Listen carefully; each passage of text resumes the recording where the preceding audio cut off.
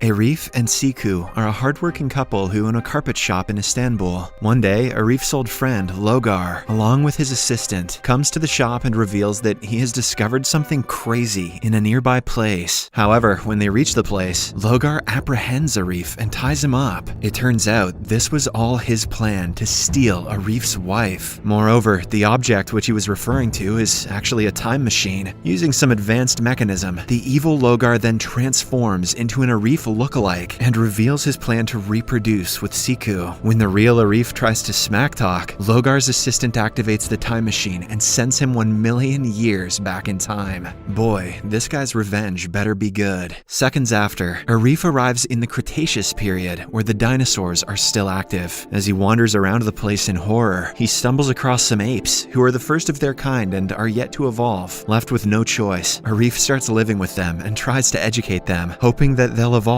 Days turn into months, and the winter season arrives. When Arif goes to relieve himself, his pee instantly freezes, indicating that the temperatures are equivalent to the present-day North Pole. With nothing else to do, Arif has made a structure out of the frozen peacicles. Unfortunately, even after several months of intense teaching, the apes haven't shown any signs of progress. This makes Arif realize that he cannot make it back home if he continues to live with these clueless apes. Therefore, he ventures out on his own into the forest in search of human civilization. Along the way, he encounters a ferocious T-Rex who roars at him. Arif is initially frightened, but he soon realizes that the dinosaur is actually a mother, and she is just trying to protect her offspring's eggs. Seeing this, Arif adopts a friendly approach and backs off the dinosaur's territory. The T-Rex appreciates his gesture and gives him a huge honey nest as a parting gift. Arif happily accepts it, but only to realize that he has now angered a huge bee. The bee stings him and continues to chase him, prompting him to run for his life. Arif eventually manages to shake off the bee by hiding behind a tree, but soon starts to get dizzy from the sting and eventually falls to the ground. As his eyes close shut, he notices 2 cavemen on the tree, but before he could react, the primitive men tranquilize him. Later, Arif gains consciousness inside a cave, surrounded by a bunch of cavemen chanting strange prayers. It turns out they are afraid of Arif, as he is a stranger, and they plan to kill him. Luckily, Arif can speak their language, and he convinces the leader of the tribe, Dimi, that he is from the future and is not a threat to them. Suddenly, a man announces that the A.R.O.Gians have arrived. It turns out A.R.O.Gians are a separate tribe led by the savage named G.O.R.A, and they have been oppressing Dimi's tribe for quite some time. During each visit, the A.R.O.Gians torment the villagers and seize their food and tools. This time, G.O.R.A is here to take 3 of the strongest cavemen for a special ritual. Unfortunately, Arif is shortlisted as one of them. When he tries to refuse, G.O.R.A shoots him with a tranquilizer, knocks him unconscious, and then takes him to his village. On the way, one of the savages named Tasso has an accident. He hits his head on a stone and falls down from his horse, breaking his arm in the process. As he cries in pain, G.O.R.A proceeds to bury Tasso as if he is dead. Arif, who has already woken up, is stunned, and he immediately intervenes. He tells the savages that Tasso is not dead, but he has only fractured his arm. He then makes a makeshift cast for his broken arm. Surprisingly, Tasso can now feel his arm again, and he thanks Arif for saving his life. Once they reach the village, it's revealed that the place is actually led by G.O.R.A's nephew, Kaaya, who is also Tasso's father. The father and son catch up, and G.O.R.A asks Tasso about the handmade mask he found in Tasso's room. Tasso proudly reveals that he made it from tree's bark, but this upsets Kaaya, as he wants his son to be a savage warrior, not an artist. Kaaya then narrates an incident from his childhood that claimed his father Kumo's life. One day, a strange circular spaceship descended from the sky, carrying 2 strange visitors. They gave Kumo a ball as a gift and got back into their spaceship. Unfortunately, an overexcited Kumo ran after them to bid them goodbye, and in the process, he got burned to death by the spaceship's engine. Ever since then, Kaaya has hated new things and inventions, and since he believes that his father is in heaven, he has built an extremely tall tower. Many people have tried to climb the tower to bring Kumo back, but none have succeeded or survived. It turns out that G.O.R.A brought the 3 strong men from Dimi's tribe to send them up the tower. However, Arif volunteers to go by himself, to everyone's surprise. He slowly climbs the tower and eventually manages to reach the top. There, he encounters a strange man who he assumes to be Kumo. Arif plans to take the man back to the ground, but ends up frightening him, causing him to fall to his death. Upset, Arif slowly starts descending, and when he reaches the ground, the A.R.O.Gian tribe is stunned to see someone return alive from the tower. They erupt in joy, making the situation somewhat joyous. Kaaya is upset that Arif couldn't bring his father back, but nevertheless, he forgives him.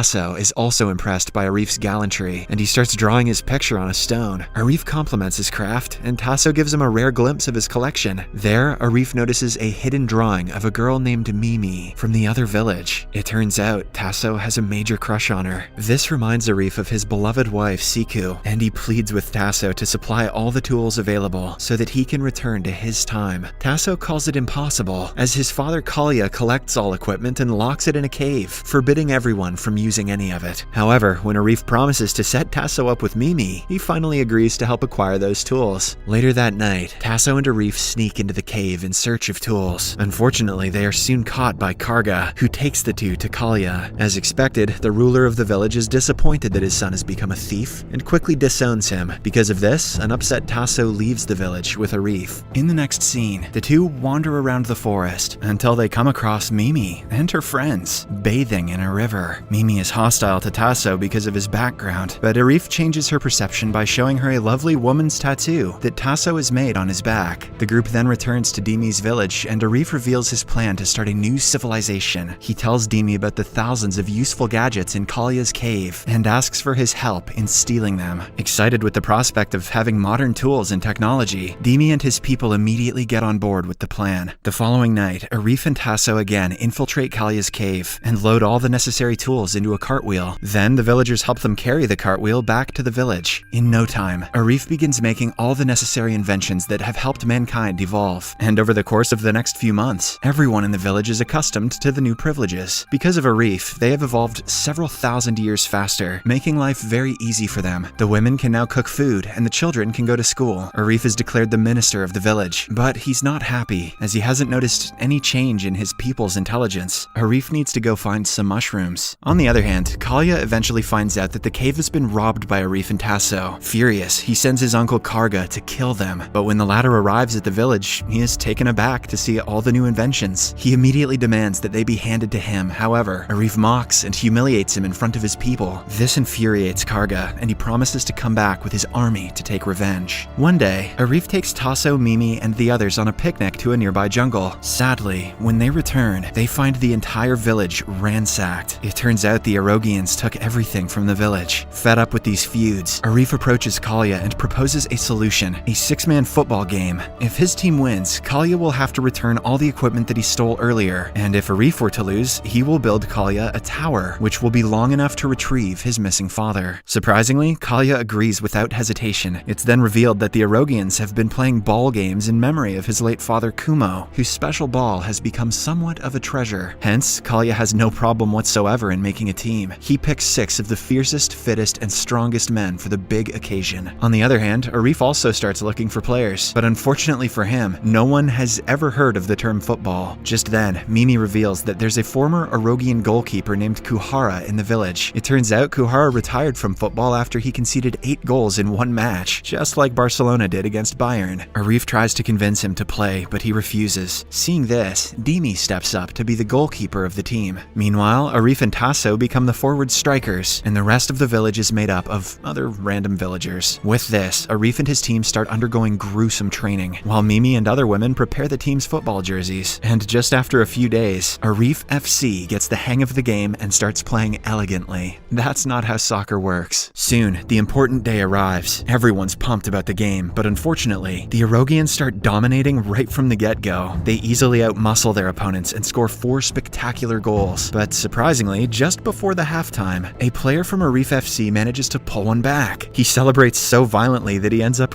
running into the nearby flames. In the halftime discussion, a worried Arif reveals that he is actually an alien from another planet who has been living on Earth because of the good food here. In fact, he has some superpowers, which can easily turn the game in their favor. Arif also mentions that he didn't use the powers up until now because he feared hurting someone, but now that his team's victory is on the line, he will have to become an alien. Surprisingly, instead of being upset for hiding such a big fact from them, the villagers get intrigued and start encouraging him to showcase his best performance. Soon the second half begins, and Arif, using his powers, completely dominates the play. With his supernatural acrobatics and impeccable vision, he leads his team to score 3 goals, hence tying the game at 4-4. In the heat of the game, Tasso gets into a fight with one of the A.R.O.Gians, resulting in a penalty for them. Dimi saves the penalty, but his hands get injured, and he is rendered unfit to play. Now, with no goalkeeper on the roster, imposter, G.O.R.A steps forward and volunteers to play. He soon turns into a brick wall and saves everything that is thrown his way. At last, with only seconds remaining, Arif leaps in the air and launches a ferocious shot, which ends up being the winning goal. The village erupts in cheers, and Kaaya also applauds the opposing team. He mentions that he will keep his part of the deal and stay away from the villagers from now on. But despite the victory, Arif is sad. He believes that Logar has already taken his wife, Ceku, hostage. Hence, he plans to leave the village and wander off once and for all. Before leaving, he gifts his watch to Tasso and his engagement ring to Mimi. Suddenly, a bright flash appears, and Ceku appears out of thin air. Arif is elated and puzzled to see his wife. Ceku then reveals that after Arif left with Logar, she got on the internet and learned about a million-year-old ring and watch that was found in a cave by a group of archaeologists. When Ceku researched more about the ring and watch, she realized that they were in fact Arif's. She then connected all the dots and deduced that the Arif in front of her was an imposter Logar. Hence, she held him at gunpoint and interrogated him about her husband's location. At last, she operated Logar's time machine to arrive here. Shortly after, the couple bid farewell to all the villagers and return back to their timeline. And as soon as they reach home, they send Logar to the primitive village. At first, the villagers assume that he is Arif and try talking to him politely, but when the arrogant Logar starts hurling obscenities, they realize he's an imposter. That was quick. Why did Ceku have to research a bunch of caves and shit? To make matters worse, Kaaya and the others also learned that it was Logar's spaceship that came to their village many years back and killed Kumo. Seeing the angry mob, Logar finally starts panicking and requests the people leave him alone, but no one listens to him. The movie ends as the villagers slowly approach Logar to apprehend him, but before that, a T-Rex pops up out of nowhere and gobbles him up. Subscribe for more videos like this, turn on notifications, and leave a like to help the channel out. Thank you for watching.